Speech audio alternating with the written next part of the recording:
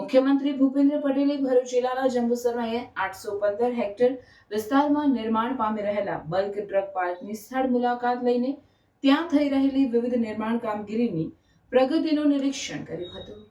વડાપ્રધાન નરેન્દ્રભાઈ મોદીના નેતૃત્વમાં કેન્દ્ર સરકારે 2020માં જાહેર કરેલી બલ્ક ડ્રગ પાર્ક પોલિસી અંતર્ગત રાજ્ય સરકાર દ્વારા આ બલ્ક ડ્રગ પાર્ક આધુનિક ઇન્ફ્રાસ્ટ્રક્ચર સાથે દવાઓના ઉત્પાદનમાં આત્મનિર્ભરતા વધારવાના હેતુસર જીઆરડીસી દ્વારા જંબુસરમાં નિર્માણ થઈ રહ્યું છે. મુખ્યમંત્રીએ જિલ્લાઓની તેમની મુલાકાત દરમિયાન જે તે જિલ્લામાં નિર્માણાધીન મહત્વના પ્રોજેક્ટ્સની કામગીરીના નિરીક્ષણનો જે ઉપક્રમ હાથ ધર્યો છે તે સંદર્ભે આ બલ્ક ડ્રગ પાર્કની મુલાકાત લીધી હતી. તેમણે બલ્ક ડ્રગ પાર્કમાં વૃક્ષારોપણ પણ કર્યું હતું.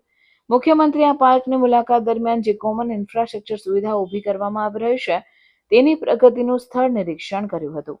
બલ્ક ડ્રગ પાર્કને મુખ્ય માર્ગ રસ્તાને જોડતી કનેક્ટિવિટી માટે approach road, compound wall, internal road તથા પ્રીકાસ્ટ વરસાદી પાણીની ગટર, ઇન્ટરનલ પાણી પુરવઠા વ્યવસ્થા અને એફ્લુઅન્ટ ડિસ્પોઝલ સહિતની ચાલી રહેલી કામગીરી વિશે મુખ્યમંત્રીએ માહિતી મેળવીને જરૂરી સૂચનો કર્યા હતા. આ કોમન ઇન્ફ્રાસ્ટ્રક્ચર સુવિધા અને અન્ય સુવિધાઓનો વિકાસ 550 કરોડના ખર્ચે થઈ રહ્યા છે.